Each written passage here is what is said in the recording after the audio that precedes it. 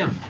La laïcité, donc, deuxième partie, j'en suis à l'exposition du troisième des principes qui sont, me semble-t-il, l'essentiel, c'est-à-dire qui font l'essence même de la laïcité. Ce troisième principe est le suivant: la neutralité de l'État et la séparation de ce même État d'avec les églises. Alors, commençons par le principe de neutralité. La laïcité pourrait presque être définie comme, premièrement, une cécité de l'autorité politique aux croyances et aux religions. Cécité ne veut pas dire que l'autorité politique devrait faire comme si les religions n'existaient pas.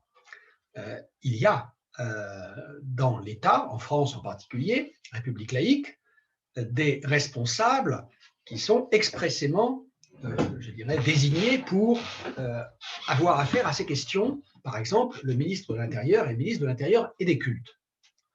Donc, cécité ne veut pas dire que l'autorité politique ignore le fait religieux, pas plus d'ailleurs que l'école ne peut l'ignorer puisque elle parle de religion dans son enseignement. Il veut dire que l'État doit être en situation de stricte neutralité et ne pas connaître les religions comme religion, mais seulement comme des doctrines, comme des modes de pensée ayant une incarnation institutionnelle, des églises, un clergé, donc des personnes, des lieux, des structures, etc. Mais sans avoir égard spécialement à ce fait qu'il s'agit de religion, c'est-à-dire par exemple de pensées qui sont en rapport avec un surnaturel ou avec un Dieu. Ça pourrait aussi bien, et ça doit aussi bien concerner les groupements qui ont une vocation, par exemple, idéologique, philosophique, métaphysique ou même politique. Donc, cécité de l'autorité politique, ça veut dire, religion, ça veut dire, par exemple, qu'elle est indifférente aux différences entre les religions. Elle n'a pas à choisir, elle n'a pas à préférer, elle n'a pas à privilégier. Ensuite, mutisme de la loi au sujet de ses croyances. La loi n'a pas à se prononcer en tant que telle sur la valeur de telle ou telle croyance et donc sur quelconque hiérarchie qu'on pourrait établir entre, d'une part, ces systèmes de croyances, ceux qui les diffusent, ceux qui les organisent, ceux qui les structurent en institutions comme des églises et, évidemment, ceux qui y adhèrent. C'est ce que signifie la séparation de l'Église et de l'État, de la loi de 1905.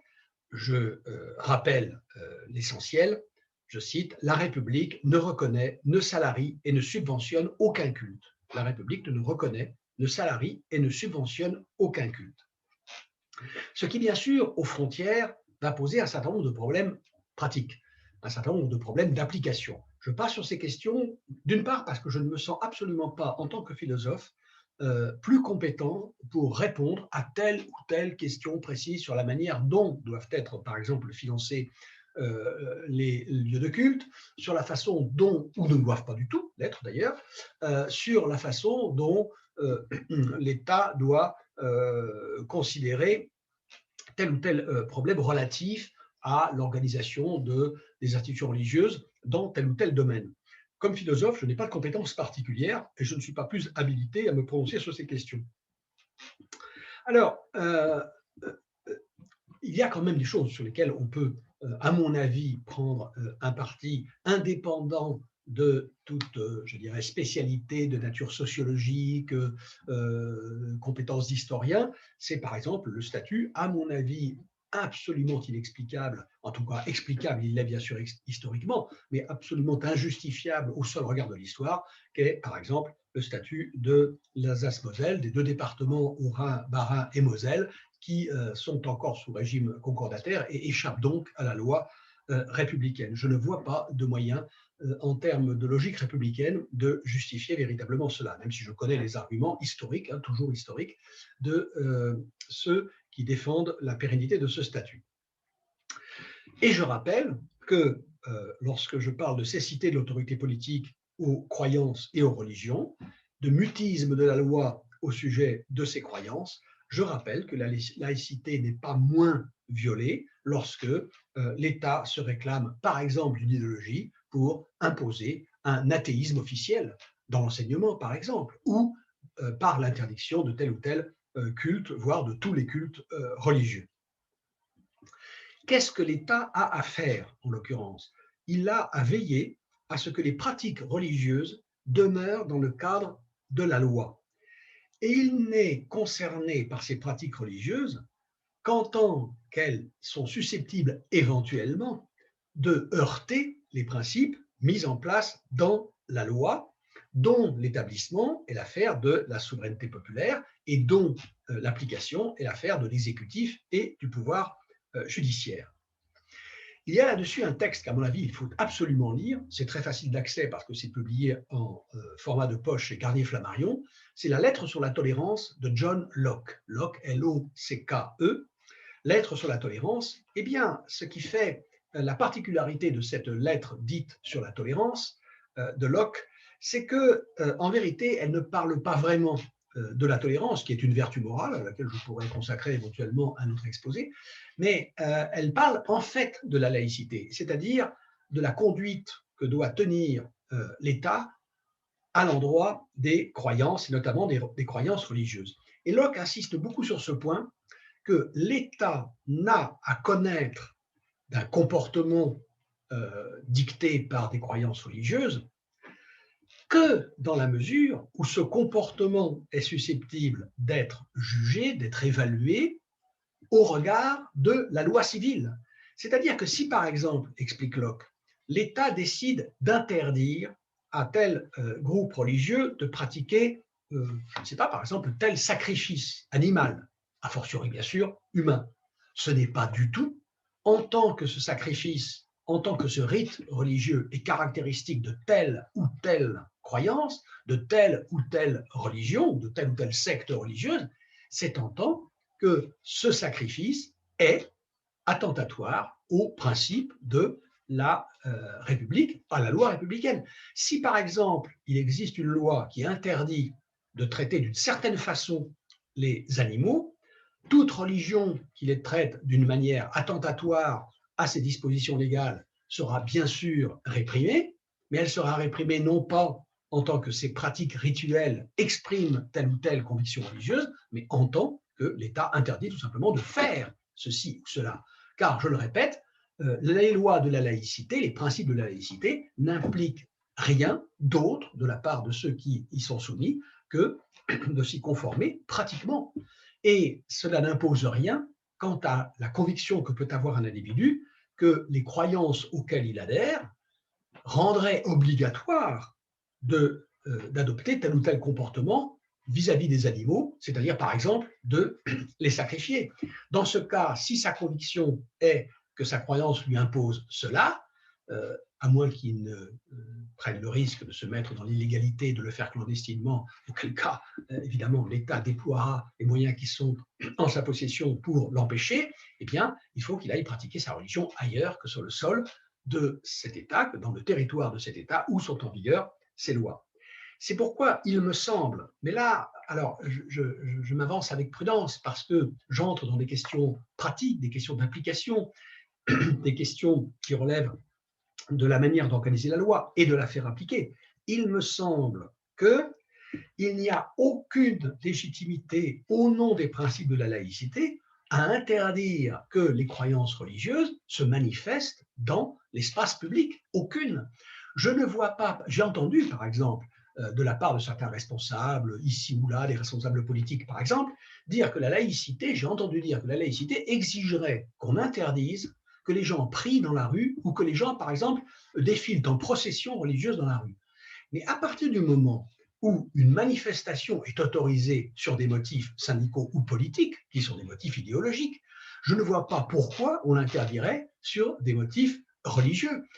Qu'on défile en procession avec des croix, avec des vierges, ou qu'on défile en procession avec des drapeaux rouges ou des drapeaux noirs ou autre chose, tant qu'on le fait dans le respect des principes de l'ordre public, je ne vois pas au nom de quoi on pourrait faire la différence. J'ai même entendu une fois dans une réunion public où il était question justement de débattre des principes de la laïcité, qu'il faudrait que la Constitution interdise qu'existent des partis politiques se réclamant d'un fondement religieux. Ce qui revient par exemple à interdire tout parti qui se réclamerait de ce qu'on a appelé pendant longtemps la démocratie chrétienne. Mais ce qui devrait revenir exactement pour la même raison à interdire le Parti communiste dans les statuts duquel, à ma connaissance, figure toujours la mention de l'athéisme. Et là-dessus, et c'est ça que signifie cécité de l'État, il n'y a aucune différence à faire. C'est pour ça que, par exemple, sur une question comme celle du burkini, moi je vous avoue que je suis extrêmement réticent à l'interdiction du burkini sur les plages ou les piscines, pour cette raison que il n'y a a priori dans la loi républicaine rien qui interdise de se baigner tout habillé et habillé comme on veut. J'ai le droit de me baigner sur une plage française. Alors dans une piscine, je ne sais pas, parce qu'il y a des considérations d'hygiène qui font qu'il est peut-être dans une piscine interdit d'être habillé, je dirais, plus qu'avec un maillot de bain.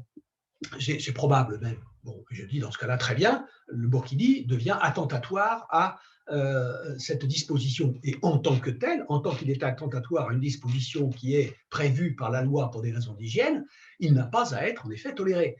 Mais dans la mer, enfin, si je vais me baigner sur une plage de l'océan Atlantique déguisé en Napoléon Ier, en Jules César, ou en que sais-je encore, ou dans ma tenue de ville, je ne sache pas qu'un représentant de la force publique puisse me dresser une amende, dresser un procès verbal, m'infliger une amende, m'arrêter ou quoi que ce soit d'autre. Et donc, franchement, le burkini sur les plages, je ne vois pas ce qu'il y a d'attentatoire au principe de la laïcité. Alors, la burqa dans la rue, par exemple, bon, elle peut être interdite au nom du principe légal, au nom de l'obligation légale d'être reconnaissable par son visage. L'application de ce principe va devenir, par les temps qui courent, évidemment pour des raisons que je n'ai pas besoin de vous expliquer, plus difficile. Bon, admettons que la burqa, ce vêtement totalement couvrant qui ne laisse apparaître qu'une fente pour les yeux, admettons que ce vêtement porte atteinte à ce principe légal, qui n'a rien à voir avec la religion, d'être reconnaissable, par exemple par une caméra de surveillance, par son visage. Bon, soit, c'est possible. Maintenant, là, nous ne parlons que d'ordre public. Si la burqa doit être interdite parce qu'elle est le symbole d'une soumission ou d'une oppression de la femme, bon, il n'est pas sûr que la laïcité doive aller jusqu'à obliger de sanctionner ou de réprimer cette pratique. Après tout, j'ai le droit de me déguiser et de circuler dans la rue costumé en aristocrate du XVIIIe siècle, c'est-à-dire dans un costume qui incarne les inégalités d'ordre contraires à l'article 1 de la Déclaration des droits de l'homme, et que je sache, la littérature en vente dans les librairies est pleine à ras-bord d'œuvres qui s'inscrivent dans le cadre d'une culture où la femme est soumise à un état d'infériorité et même à ce qu'il faut bien appeler de multiples formes d'oppression. Et donc, c'est très difficile de traiter de ces questions-là. Il ne faut surtout pas d'ailleurs ici mélanger deux ordres de questions. Il y a des questions qui concernent les principes. Qu'est-ce qui est attentatoire aux principes? Je ne pense pas que se baigner en burkini sur une plage soit attentatoire au principe de la laïcité. Et si se baigner en burkini dans une piscine est illégal, je ne pense pas que ça soit, ou je ne pense pas que ça doive être, en fonction de considérations qui tiennent à la signification religieuse de la burqa ou du burkini. Alors là, il y a une question de compréhension de la laïcité au point de vue des principes. Après, vous avez des questions d'application de la laïcité au point de vue des conséquences sociales et politiques.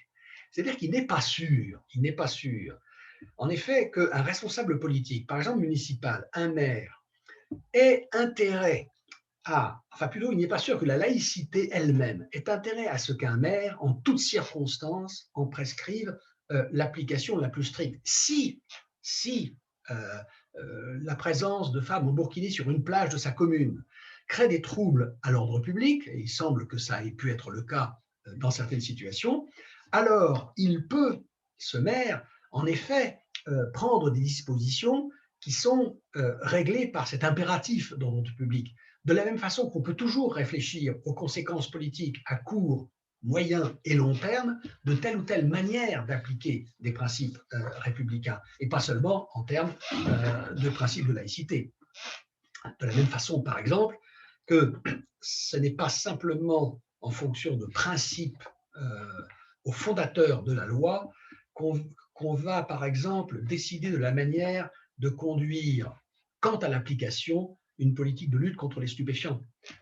Bien sûr, il y a des principes, il y a des règles, il y a une loi, mais on peut aussi se demander quelles seront les conséquences sociales et les conséquences, on va dire, sociétales de l'application de la loi en matière de stupéfiants. Et par exemple, on peut être amené à distinguer entre, par exemple, le trafic, la vente et la consommation. Alors, reste le problème de l'école. Alors ça, c'est un immense problème d'une très grande difficulté qui a surgi et qui nous a éclaté en pleine figure dans les premières affaires dites du voile islamique. Là, les choses se posent un peu différemment parce que l'école est un lieu particulier. L'école est un lieu institutionnel, ce n'est pas l'espace public. Alors bien sûr, l'école est publique, comme l'adjectif l'indique, mais dans cet espace de l'école se déroulent des choses, l'instruction, l'enseignement, qui ont une signification républicaine et signification qui peut déterminer de façon légitime l'existence de certaines contraintes, dont l'application, encore une fois, ressortie au jugement des autorités, par exemple un chef d'établissement, voire un professeur qui a des initiatives à prendre face à l'apparition, par exemple, au cou ou sur la tête de ses élèves de tel ou tel signe ou emblème religieux. Que dois-je faire? Et j'ai été confronté à cette question de façon, alors là, pour ce qui me concerne, de façon extraordinairement bénigne et facile à gérer. Mais qu'est-ce que je dois faire lorsque, par exemple, une jeune fille arbore une croix chrétienne sur ses vêtements? Il ne revient pas au même que la croix soit de telle ou telle taille, qu'elle soit, par exemple, une petite croix argent ou or de 2 cm de haut, ou qu'elle soit, j'ai vu ça, et là quand même, je me suis cru obligé d'intervenir, une croix de 10 cm de haut, et donc de, je ne sais pas, 6 ou 7 de large, ornée de pierres étincelantes, fausses d'ailleurs probablement, mais enfin, qui était manifestement portée dans une intention ostentatoire. Et là, bien sûr, il faut alors là faire preuve de jugement et j'accorde que ça ne doit pas être dans toutes les circonstances toujours facile. Je voudrais terminer sur ce troisième principe par une distinction qui me paraît tout à fait cruciale, tout à fait capitale, c'est la distinction de la sphère publique et de l'espace public. On confond souvent ces deux choses. Les religions doivent en effet être absentes de la sphère publique au sens où elles ne doivent avoir la possibilité d'intervenir à aucun niveau de l'autorité publique.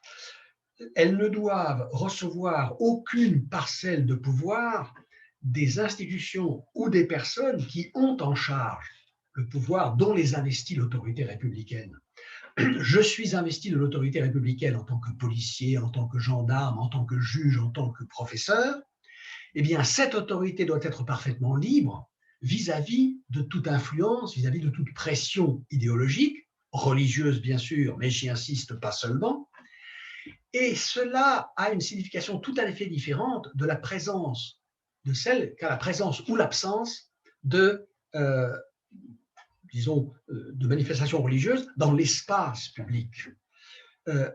L'État, l'administration, l'enseignement, l'école, la justice et la rue, ce n'est pas la même chose. Dans l'espace public, il n'y a aucun inconvénient, comme je viens de le dire, à ce que des croyances religieuses se manifestent tant qu'elles le font dans le respect de la loi qui garantit l'ordre public. C'est pourquoi d'ailleurs, je n'ai jamais compris que certains reçoivent comme un attentat à la laïcité le fait que des personnalités religieuses, des dignitaires religieux, alors par exemple des imams ou des rabbins ou des évêques, des archevêques et même le pape interviennent dans le débat public.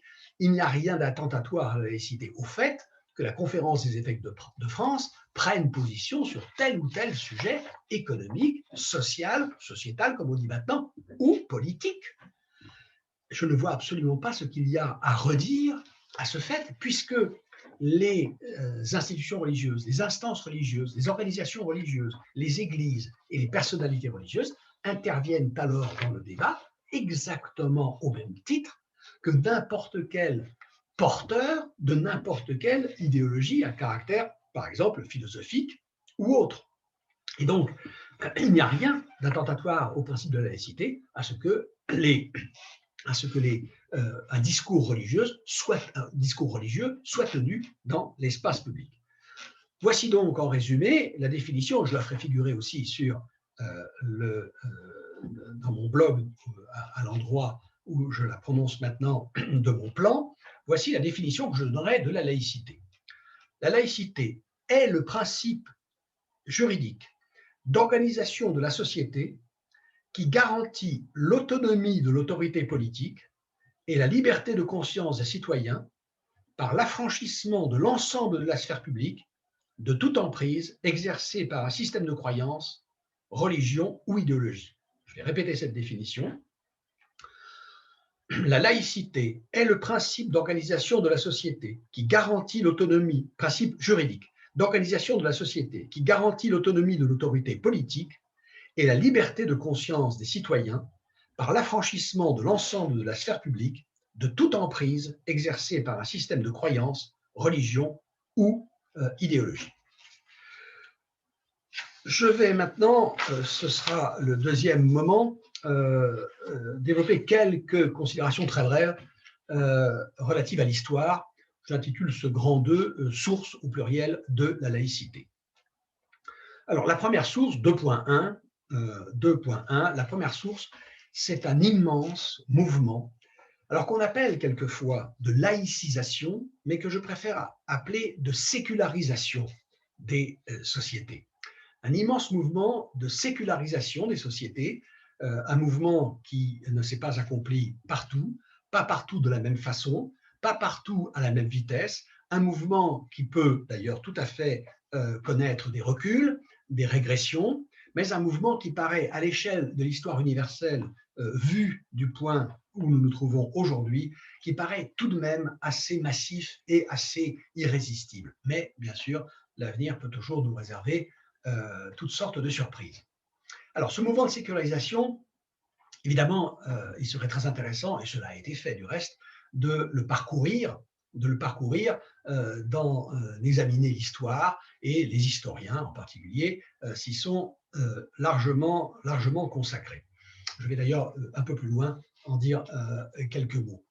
Laïcisation me paraît mal employé pour désigner ce mouvement qui a porté les civilisations occidentales en particulier à s'éloigner des explications religieuses, par exemple, dans le domaine scientifique, ou à s'éloigner de toute référence à une transcendance, à un au-delà, à des divinités pour organiser la politique, le droit, ou pour penser, par exemple, la morale. C'est un fait que nous nous sommes, par exemple, rapidement en Europe, ces derniers siècles, éloignés de l'idée que la morale humaine, les principes de l'éthique, si vous voulez, devaient nécessairement se référer à une instance transcendante, à du divin. Il n'y a plus grand monde aujourd'hui pour soupçonner celle ou celui qui ne croit pas en Dieu d'être moins capable de moralité que celui qui a qui a une foi religieuse. Donc c'est ça que signifie sécularisation, et je préfère sécularisation à laïcisation parce que, toujours pareil, parce que la laïcité étant un principe juridique, les mots qui comportent cette racine conviennent mal pour désigner un mouvement qui est simplement un mouvement de fait. Alors, l'implantation de la laïcité dans les régions du monde, et à l'époque où s'est produit ce grand mouvement de sécularisation, évidemment était une conséquence de ce mouvement. Ça en était une conséquence, je dirais, juridico-politique. Mais il faut distinguer cette conséquence juridico-politique qui a fait l'objet d'une décision. La laïcité fait l'objet d'une décision. Appliquer les principes de laïcité, je l'ai dit au commencement, c'est un choix. Il faut distinguer cette décision de fonder les principes d'organisation politique et juridique d'une société sur la laïcité, du mouvement de fait, du mouvement, j'aurais presque envie de dire naturel, qui a porté les sociétés depuis maintenant des millénaires, en tout cas des siècles, à s'éloigner de la transcendance, à s'éloigner du divin. Deuxième point, donc 2.2, je veux m'interroger quand même, enfin, je vais aller au-delà de l'interrogation et porter un jugement sur la thèse très fréquemment rencontrée d'une origine chrétienne de la laïcité. Une origine chrétienne, point d'interrogation, c'est le point 2.2, parce que ça, c'est un lieu commun qu'on répète partout. Voilà. L'Église catholique, les chrétiens, se targuent souvent d'avoir apporté au monde le principe de la laïcité. Ou au moins de pouvoir assumer une bonne part de la paternité de l'idéal laïque. Et alors pour ça, on a deux citations qui viennent du Nouveau Testament. C'est Matthieu 22, 21. Rendez donc à César ce qui est à César et à Dieu ce qui est à Dieu. Rendez à César ce qui est à César et à Dieu ce qui est à Dieu. Première citation. Deuxième citation qui se trouve dans l'évangile de Jean en 18, 36. Mon royaume à moi n'est pas de ce monde. Mon royaume à moi n'est pas de ce monde. C'est le Christ qui parle, évidemment. Et quand le Christ dit moi, eh bien, il dit Dieu, puisqu'il est Dieu. Alors, ça, c'est la Trinité. Moi, je ne mettrai pas le doigt dans l'examen du principe de la Trinité. Mais enfin, mon royaume à moi n'est pas de ce monde. Cela veut dire, au fond, qu'il n'appartient pas à Dieu de régenter ce monde. Alors, si vraiment ces formules anticipent le principe moderne de la laïcité, il faut quand même reconnaître que l'Église catholique n'en a pas conservé un souvenir très net.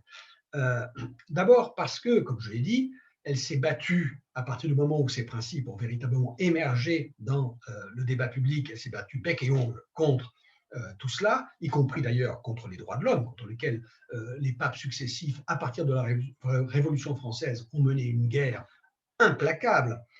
Je lis la déclaration des évêques, archevêques et cardinaux de France du 10 mars 1925. Déclaration des évêques, archevêques et cardinaux de France, 10 mars 1925. Les lois de laïcité sont injustes. D'abord parce qu'elles sont contraires aux lois de Dieu. Elles procèdent de l'athéisme et y conduisent dans l'ordre individuel, familial, social, politique, national, international. Elles tendent à substituer au vrai Dieu des idoles, la liberté, la solidarité, l'humanité, la science, etc., et à déchristianiser toutes les vies et toutes les institutions. Ceux qui en ont inauguré le règne, ceux qui l'ont affermi, étendu, imposé, n'ont pas eu d'autre but. Bon, c'est quand même une curieuse manière de parler pour des gens qui considèrent que leur religion est porteuse, au moins en puissance, en germe, de l'idéal de laïcité. Bon, j'ai cité le catéchisme de l'Église catholique, j'ajouterai ces deux extraits. Paragraphe 1884, ceux qui gouvernent les communautés humaines ont à se comporter en ministres de la providence divine. Ceux qui gouvernent les communautés humaines ont à se comporter en ministres de la providence divine. Enfin, paragraphe 2238, ceux qui sont soumis à l'autorité regarderont leurs supérieurs comme représentants de Dieu qui les a institués ministres de ses dons. Ceux qui sont soumis à l'autorité regarderont leurs supérieurs comme représentants de Dieu qui les a institués ministres de ses dons. Ce qui veut dire, en toutes lettres, si l'on sait lire, ou alors qu'on m'explique comment il faut lire ça, que moi, professeur dans ma classe, lorsque je demandais à un élève de se soumettre à telle obligation, eh bien, il devait, cet élève, me représenter, me considérer, moi qui étais une autorité, comme représentant de Dieu. Alors, ce n'est pas représentant direct, mais représentant indirect par le biais de l'autorité civile par laquelle j'étais mandaté et qui m'avait conféré les diplômes en vertu desquels j'enseignais à cet élève. Bon, alors je sais très bien, je le répète, que l'Église a changé de discours et de pratique. J'irai même plus loin. Je me considère, moi, fervent partisan et défenseur de la laïcité, athée qui plus est, je me considère comme extrêmement proche aujourd'hui de beaucoup de catholiques qui sont, je dirais, au point de vue du rapport à la laïcité, un peu dans le même bateau que moi, embarqués dans le même bateau. Parce qu'il y a beaucoup de forces qui rament contre la laïcité et contre lesquelles je me bats et contre lesquelles se battent à mes côtés aujourd'hui les catholiques. Je parle en particulier de forces sociales. Et ce n'est pas d'ailleurs au seul point de vue de la laïcité que je me sens très proche aujourd'hui de beaucoup de catholiques. Ici, je parle simplement des principes que l'Église a continué de faire sien. Alors là, je dirais, il y a deux interprétations. Il y a l'interprétation charitable. On a laissé ça dans le catéchisme pour donner un os à ronger aux traditionalistes et les détourner de la tentation d'aller ailleurs, de la tentation schismatique, hein, puisqu'il y a des catholiques schismatiques. Il y a des catholiques, par exemple, qui considèrent qu'aujourd'hui, le siège du Vatican est vide. Ça s'appelle des sédévacantistes. Les sédévacantistes sont des gens qui pensent qu'il n'y a pas de pape aujourd'hui au Vatican, parce que le pape qui tient la place qui lui est réservée est en fait un imposteur. Alors, la première interprétation charitable consiste à dire c'est à celle-là que j'adhérerais. C'est pour moi comme ça qu'il faut voir les choses. Ils ont laissé ça dans le catéchisme pour, disons, donner un gage à une frange traditionnaliste qui préfère voir rester dans leur giron plutôt que d'aller créer d'autres églises ailleurs. Il y a une interprétation suspicieuse, une interprétation méfiante, consiste à dire ils ont laissé ça dans le catéchisme en attendant le jour meilleur, c'est-à-dire en attendant que revienne un temps où l'on pourra à nouveau imposer des principes comme cela, le principe théocratique. Bon, je ne sais pas exactement ce qu'il en est.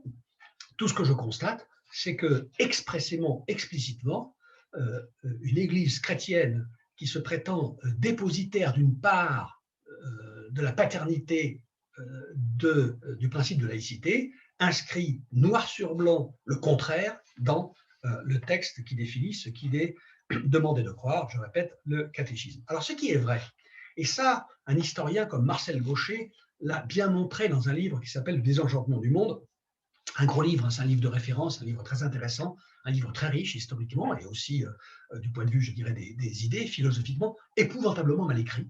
C'est très mal écrit. Enfin, à titre personnel, j'ai quand même une certaine habitude de lire des textes théoriques. C'est un livre dont j'ai relu 3 fois chaque phrase. Je trouve que c'est épouvantable, c'est un style épouvantablement filandreux. La lecture du livre de Marcel Gauchet, Les changements du monde, ressemble, vous savez, à ces steaks. Hein, il faut mâcher ça pendant 5 minutes, chaque bouchée avant d'avaler. Bon, cela dit, c'est intéressant, ça mérite d'être lu. Mais on lui en veut un peu quand même d'écrire comme ça. Il y a aussi beaucoup de choses à lire et on n'a quand même pas de temps à perdre. Bref, ce que Marcel Gauchet a bien montré, ça oui, ça c'est très important, c'est que le christianisme est une religion qui a institué entre le croyant et son Dieu une relation telle, une relation si particulière, on va dire peut-être si personnelle ou si interpersonnelle, qu'il préparait en réalité la fin de toute société religieuse au sens où un système de croyance pouvait faire corps avec l'organisation sociale. Ce qu'on a appelé, par exemple, pendant des siècles en Europe, la chrétienté.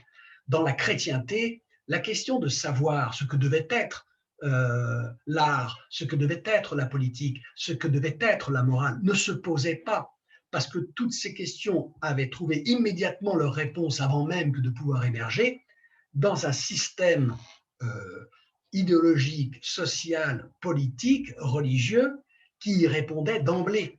C'est ça que l'institution d'une nouvelle relation entre le croyant et son Dieu va complètement faire éclater. Ce pourquoi Marcel Gauchet dit à propos du christianisme ceci, la religion qui prépare la sortie de la religion. Le christianisme est la religion de la sortie de la religion, ce qui conduit à inverser le schéma historique le plus fréquent, qui consiste à regarder le passage des fétichismes ou du fétichisme primitif au polythéisme de l'Antiquité, puis au monothéisme dans ses versions modernes, comme une espèce de perfectionnement du religieux. Non, dit Marcel Gauchet, c'est exactement l'inverse. La perfection du religieux, elle se trouve à cette étape où la religion n'est pas une activité parmi d'autres qui voisine avec d'autres activités, d'autres pratiques ou d'autres pensées dans la société, mais une époque où la religion est la société elle-même, où elle la cimente, où elle fédère toutes les activités. C'est-à-dire qu'aujourd'hui, par exemple, alors, un chrétien, un certain dimanche, va, par exemple, le matin aller voter, parce que c'est jour d'élection, il va aller en fin de matinée à la messe, à midi, il va manger et il va par exemple fêter un anniversaire en famille, l'après-midi, il va aller peut-être au cinéma, le soir, il va peut-être faire sa prière, il va regarder une émission à la télévision, par exemple, il va regarder la soirée électorale pour connaître les résultats.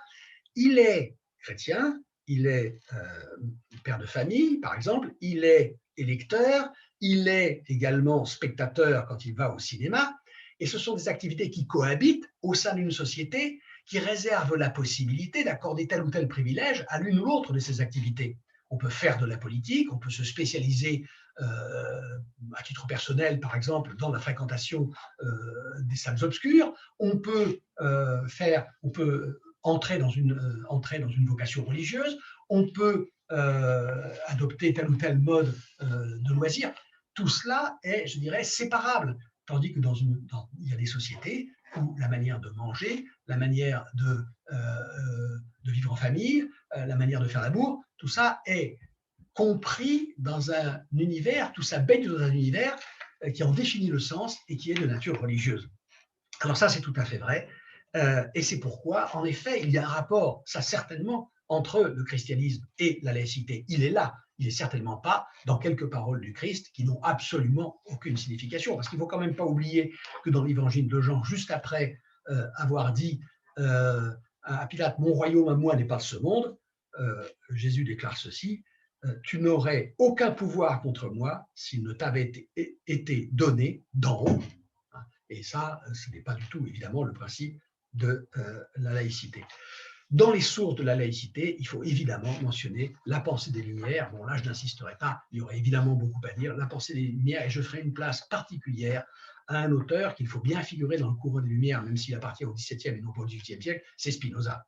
C'est Spinoza qui est, je dirais, qui se trouve à une place d'honneur dans l'arbre généalogique de la laïcité pour cette raison, qu'il est l'auteur d'une des premières tentatives, et sans doute de la première grande tentative, de soumettre les textes religieux sacrés du judaïsme et du christianisme, enfin l'Ancien et le Nouveau Testament, à une lecture scientifique. C'est Spinoza qui, avec quelques autres, mais ils ne sont pas très nombreux à son époque, qui va initier la lecture critique des textes et qui va considérer la Bible, Ancien et Nouveau Testament, comme un livre parmi d'autres, c'est-à-dire comme un objet qui peut faire l'objet d'une démarche de questionnement critique, scientifique, philologique, historique, etc. Et par un deuxième aspect, c'est le premier penseur de la laïcité de l'État, de la liberté de conscience. Il faut lire là, alors un livre qui est assez long, mais vous pouvez vous contenter d'en lire par exemple le chapitre 16, le traité théologico-politique de Spinoza. C'est la philosophie du libre examen, c'est la philosophie des Lumières, c'est la philosophie aussi, il faudrait ajouter ceci, la philosophie politique des XVIIe et XVIIIe siècles qui invente l'idée selon laquelle l'organisation politique d'une société, son organisation juridique, ses lois, ses institutions doivent résulter non pas de la reconnaissance d'une autorité transcendante, mais d'un contrat passé entre les citoyens, ou bien d'un contrat passé entre les citoyens et l'instance politique à laquelle ils se soumettent par ce contrat lui-même, ce qui est l'idée, par exemple, de Hobbes, de Locke, de Rousseau et de Spinoza aussi d'ailleurs, bien que chaque fois d'ailleurs en des significations extrêmement différentes. Bon, quelques mots pour finir sur ce que je crois qu'on peut appeler et affirmer la valeur de la laïcité. Il est tout à fait injuste de soupçonner ou de reprocher à la laïcité d'être un moyen de liquider ce qu'on appelle la spiritualité, le spirituel. C'est une escroquerie de la part des religions de nous faire croire que spirituel est synonyme de religieux. Il y a du spirituel, de la spiritualité, là où il n'y a pas de spiritualisme.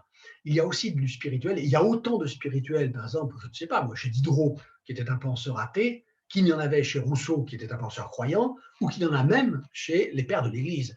Il y a autant de spirituel, alors chez Diderot, chez Épicure et Lucrèce, chez Spinoza, qui ne croit absolument pas au Dieu du monothéisme. Il y en a autant, par exemple, chez Marx ou chez Nietzsche, du spirituel, qu'il y en a chez les penseurs les plus chrétiens, y compris, je répète, les pères de l'Église. Le spirituel, c'est l'activité de l'esprit. Or, l'activité de l'esprit, elle ne passe pas nécessairement par une référence au religieux. Qu'est-ce que fait la laïcité? La laïcité, elle nous permet d'ouvrir un espace à la confrontation de points de vue spirituels, d'approches spirituelles, de positions spirituelles et de vie spirituelle qui sont, sur le fond, en désaccord les unes avec les autres. La laïcité ouvre un espace à la vie spirituelle en permettant cette confrontation sous le signe, tout simplement, de la neutralité idéologique, de l'autorité supérieure qui dicte la loi à la société civile. Évidemment, il y a un rapport avec la vertu de tolérance. La laïcité n'est pas la tolérance, qui est une vertu morale, tandis que la laïcité est un principe juridique. Mais naturellement, c'est pour une bonne part l'exigence éthique de tolérance, notamment à la suite des guerres de religion, qui a rendu possible, et même à partir d'un certain moment nécessaire, l'institution du principe de la laïcité. Et c'est pourquoi je crois que, même si la laïcité est quelque chose de très particulier historiquement, à l'échelle historique, la laïcité, je répète, c'est quelque chose d'extrêmement restreint. Ça n'a existé que pendant un temps très court, et ça n'existe encore aujourd'hui, au point de vue géographique, que dans des espaces extrêmement limités. Je pense que c'est un principe qui peut revendiquer une possibilité d'universalisation. On peut défendre d'autres principes, on peut préférer un régime théocratique. Et non seulement, je sais que certains, beaucoup même, préfèrent un régime théocratique à certains endroits dans le monde, je pense que ça peut même s'argumenter, ça peut se prévaloir de raison. La différence, c'est que la plupart de ceux qui préconisent un régime théocratique ne le préconisent pas du tout au nom de raison, mais au nom d'une foi, tandis qu'il n'y a pas de foi, je répète, en la laïcité. Celui qui professerait le principe de laïcité en vertu d'une foi en la laïcité, il dirait « moi j'ai foi en la laïcité », celui-ci, je pense, se mettrait complètement en dehors du principe spirituel qui est sous-jacent à la laïcité, qui est le principe d'un respect, alors ça c'est la tolérance, de toutes les personnes, et donc d'un respect de leur droit à l'expression, mais pas d'un respect de toutes les croyances. Il faut arrêter de dire que toutes les croyances sont respectables. Il y a, à titre personnel, des croyances que je méprise complètement, parce qu'elles me paraissent complètement débiles, parce qu'elles me paraissent stupides, des croyances, je ne sais pas, complotistes ou superstitieuses. Je n'ai aucun respect pour la croyance astrologique, mais je suis parfaitement prêt à respecter le droit à ce que s'exprime, par exemple, les astrologues. Je suis pour qu'ils aient le droit de publier. Je vous dirais que s'il y avait un cours d'astrologie à l'UTL, je démissionnerais immédiatement et je foutrais le camp, ça c'est sûr. Mais en revanche, je suis parfaitement droit, je devrais publier, mais je méprise profondément une croyance comme celle de l'astrologie ou comme ceux qui croient, je sais pas moi, à la numérologie, la cartomancie, etc. Il y a beaucoup. J'ai même, je dirais, un profond mépris pour certaines formes de racisme, par exemple, ou je ne sais pas, de misogynie, ou de discours sur l'infériorité, je ne sais pas, de la femme, par exemple, ou de telle catégorie ethnique. Mais en revanche, je suis prêt à reconnaître aux personnes qui tiennent ce discours tout le respect, je dirais, qu'il aurait dû en termes de liberté d'expression. Ce n'est pas pour ça que je vais leur donner le même respect sur le plan intellectuel, parce qu'il faut quand même arrêter de se raconter des histoires. Quelqu'un qui raconte devant vous, qui débite devant vous des stupidités, des inepties, vous ne pouvez pas lui accorder le même respect intellectuel qu'à celui ou celle que vous regardez comme, disons, plus cultivé, plus intelligent, plus instruit, ou d'un jugement plus sûr. Et donc, il faut arrêter avec cette idée d'un respect égal dû à toutes les opinions. Ce n'est pas ça la tolérance, et ce n'est pas ça la laïcité. La laïcité, principe juridique, respect, en effet, de toutes les croyances, en tant que ces croyances ont affaire à une loi, qui est la loi de l'État, qui doit être, dans les actes, respectée. Après, la laïcité n'a rien à dire sur les convictions personnelles des uns et des autres. C'est pourquoi, d'ailleurs, je me demande bien ce que peuvent vouloir dire des expressions comme laïcité ouverte. Je ne vois pas qu'on parle de droit de l'homme ouvert ou de justice ouverte. Il y a un principe de laïcité et il n'y a pas lieu de l'ouvrir. C'est la laïcité qui est, je pense, en elle-même une ouverture et un principe d'ouverture. Voilà, donc je pense que, alors, ce qui serait très intéressant, ce serait de développer l'esprit laïque. Qu'est-ce que c'est que l'esprit laïque? Qui a quelque chose à voir avec l'esprit républicain. Quelqu'un qui a très bien fait ça, c'est Alain, dans une multitude de textes, les propos notamment, mais aussi d'autres textes dans lesquels il est revenu très très souvent sur la solidarité intime, mais ça je n'ai pas le temps de le développer, entre l'esprit de la laïcité, ce qui n'est pas la même chose tout à fait que le principe, et l'esprit républicain lui-même, qui est un esprit que est censé, je ne crois pas qu'elle y arrive vraiment à merveille, développer l'école, qui est l'esprit de la vigilance et de la critique. C'est ça aussi la laïcité, et ça, il faut bien le dire quand même, c'est le contraire de la foi. Voilà, je vous remercie. J'ai été extrêmement sommaire, extrêmement rapide. Beaucoup de ce que j'ai dit est parfaitement discutable, ne serait-ce que parce que c'est trop peu fondé, trop difficile, disons trop maladroitement argumenté, trop imparfaitement argumenté. J'avais décidé de ne pas dépasser ces deux fois 3/4 d'heure. Bon, je m'en tiens là. En tout cas, je vous remercie de votre attention et je rappelle que toutes les remarques sont bienvenues sur mon adresse internet patrick.dupuey, DUPOUEY, protonmail, en un seul mot, protonmail.com. Voilà, patrick.dupuey, protonmail.com. Si vous avez des remarques, elles m'intéressent et je vais mettre mon plan et les citations sur le site, sur le blog du site de l'UTL et même quelques citations que je n'ai pas eu le temps de produire pendant cet exposé. Merci beaucoup.